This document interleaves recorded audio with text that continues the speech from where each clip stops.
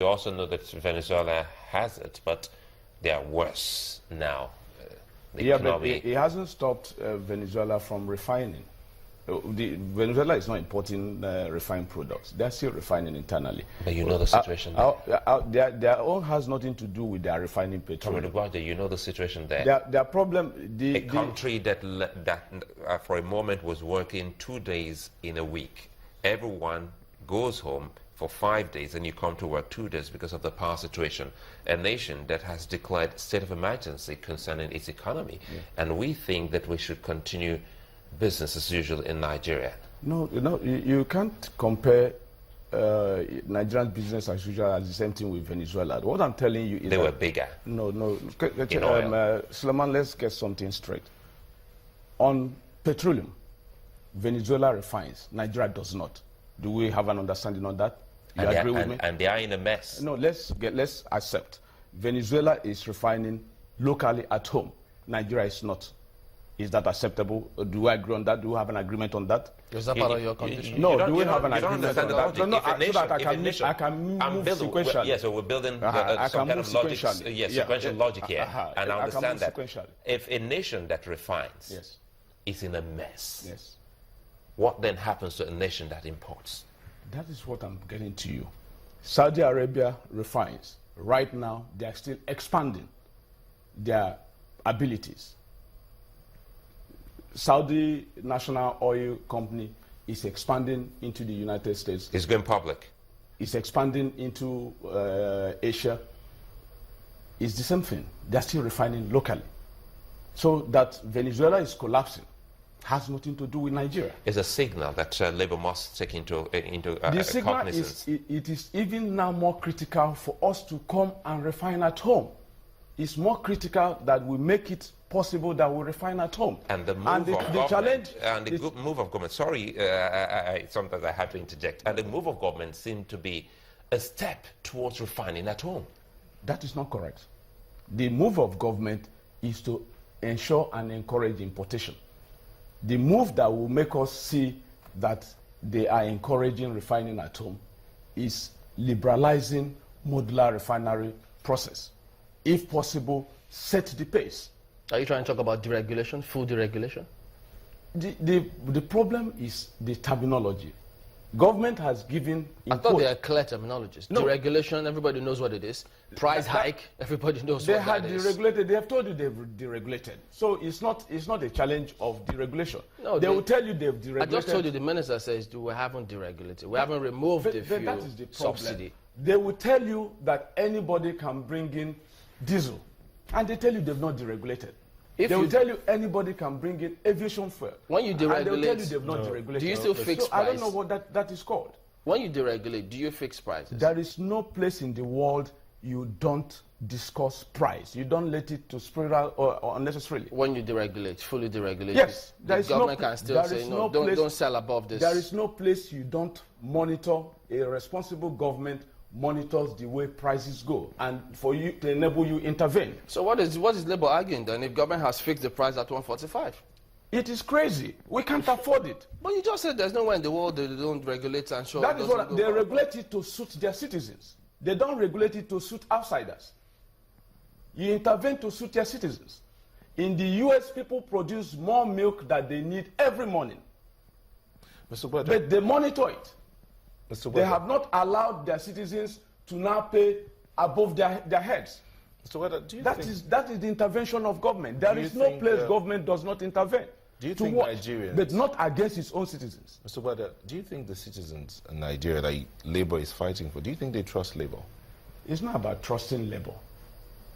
You are a worker. It's not about trusting Labour. There is no spirit called Labour. There is nobody that Labour is not a cult. What is it about? Labour, for instance, the NLC, because we need to also help educate people. The NLC is an amalgam of different trade unions in Nigeria that includes ASU, the university teachers, that includes nurses, that includes journalists, that includes medical and health workers, that includes drivers. So all these citizens make up what is called the Nigerian Labour Congress.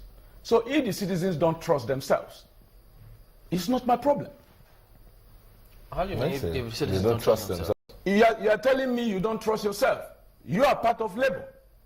Channels is part of Labour because we have journalists here. We have Ratawu members here. So if Nigerians don't trust Nigerians, I don't know what I have to do about that. Mr. Bada, the workers that you say, hold on. No, I did say with interest, but Mr. Bada, since you're doing that, you see, the workers have had other issues, and Labour hasn't gone on strike. There's casualization of workers. Labour hasn't gone on strike. For over 3 months, fuel was scarce, so that those that had to buy fuel were buying between 150 and 200, in some places 500. Labour did not go on strike. So the question is, now that the federal government, and you said that there's nowhere a government will allow the price to just spiral, they have to monitor and intervene. Now that the government says we are doing this for the good of, and the government has said where the nation is broke, according to the Minister of Information, yet Labour decides that this is the time to shut down the economy. It's not about shutting down the economy. It's about passing information across. Like I tell you, the Labour has some instruments to help facilitate dialogue. And part of that is service withdrawal.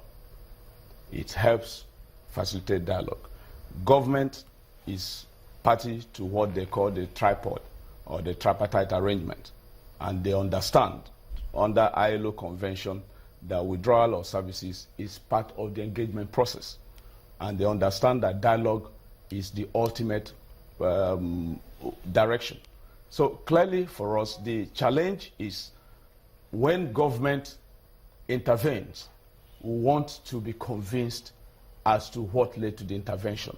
And that is what we have sought. You know, in closing, this is why I have asked Labour, if Labour is about the economy and the understanding of Labour is about what we're getting to see from some Labour leaders like yourself, is it any wonder why Labour hasn't been able to manage and all the loan it got from the government? Because I always like to ask that, because if Labour sees that you are in dire straits with any economic matters, I think they should be in a better position to explain it to the people. In 2012, after the Goodluck Jonathan government tried to take off subsidy and the attendant protest that came up, there was a 2 billion naira loan given to Labour. And as we speak, when we talk about getting monies here, left, right, and centre, Labour, we understand, hasn't paid a dime. Isn't because of the same kind of attitude of not trying to have a pause and have a rethink of how to drive in a dire situation? That is why Labour is in that mess. Yeah, no, I'm happy you have raised this. And it's sad that you say that is why Labour is in that mess when you have not verified. It's a question I'm asking. Yeah, no, let me put the facts to you. NLC, not just Labour, NLC had on its own, before a decade before 2012, incorporated a transport company called Labour City Transport Services. That company was in existence. The military regime came in, put a sole administrator, and ran down the company. Obasanjo government came and realized the damage they had done to an ongoing concern, and made contributions of what you might call, I don't know how they normally put it in church parlance, when you pay back what ordinarily you took away wrongly. They gave back 60 buses, part of the buses that were mismanaged. And our business continued.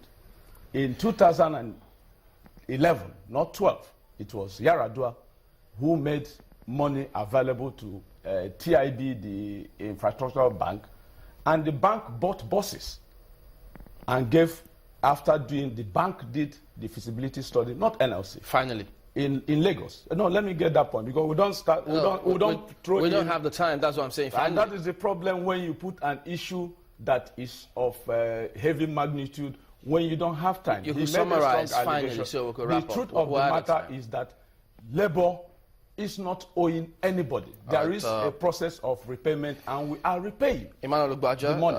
We are not owing anybody. You go to Yaba, you will see NLC. Thank you, comrade, you will see for the coming on this functioning. morning. We'll be back in just a moment. Please join us again.